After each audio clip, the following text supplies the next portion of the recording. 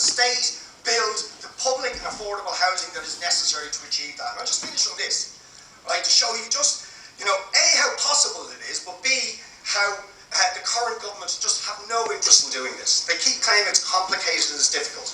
Do you know how many public houses, council houses, the government have built in the last 10 years? When the housing list, and this is just one cohort of those who are affected, but the housing list has gone from when Fine Gael entered government from 96,000 families to 144,000, as I mentioned. In that period, they built 3,000 council houses. Do you know how many council houses were built by this state when it was formed between 1922 and 1932?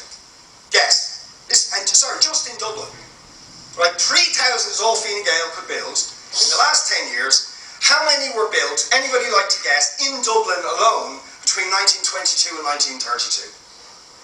Anybody like to guess? 80,000. 80,000 in 10 years. Now, if they could do it in 1922, when this state was more or less a third world country, they can certainly do it now. So that is what we have.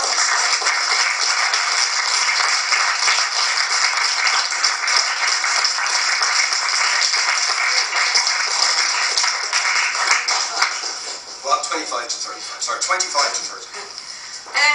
Okay, thanks a million to all our speakers, and thank you so much for taking the time to come down here tonight, because I think this is really super important, and it's brilliant we have a good crowd of people here to really kind of try and start something in Laoghaire around this issue.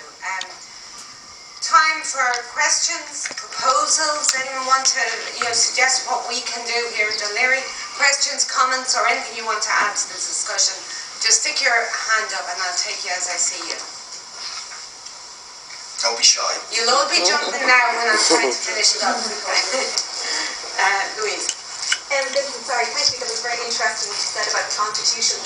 I've actually heard several other people mention that. So maybe suggested please that we would pick one of the senior council, put it down in the library, and we do it just for a laugh, and we don't need the money, and ask them to give us an opinion on it and sue the government. They don't need the money, but they take the money. But I think that there's a point. We could fundraise it, or we could crowdfund it, or we could. There's a point that if the next time there's an occupation, it's done by a family, and then argue the case. Yeah. But it was a weak legal position I thought that you had. But the family thing should be should cause them a lot of difficulty.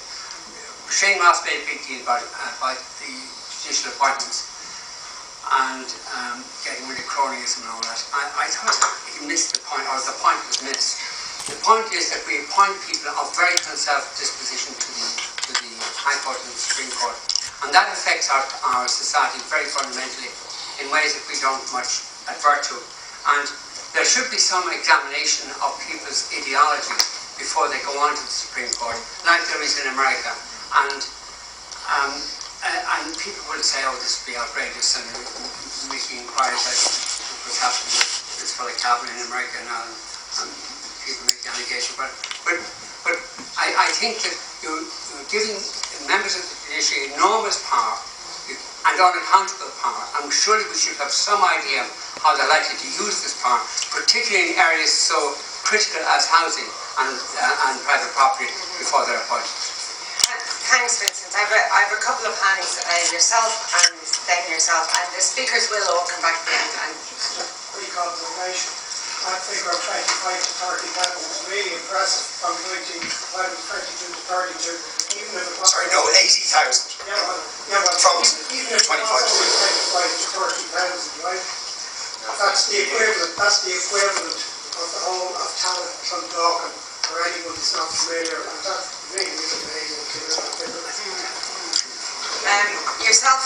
Yeah, I just want to make a comment. I come from Louth, and I think whenever we pay taxes about these centres like IADT College or say Trinity or DCU or UCC, that we all pay with the promise that our kids can go to these centres. But like the IADT was funded with the understanding that any child in the country who got to CAO points was able to attend there, not just somebody who had a bus access there. You know, like what about Donegal, what about all these things? It's so unfair. And that still comes along with like the communities of Dunleary, we think about the beautiful seafront, but we don't think about the communities who call this home and how they're being priced out of it.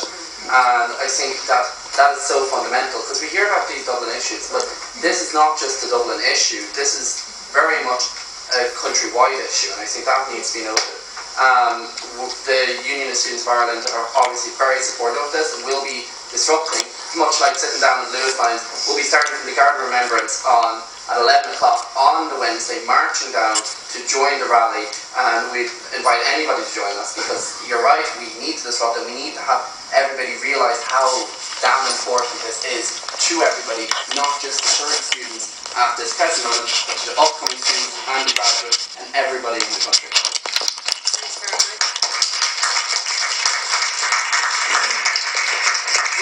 Yeah, okay, how come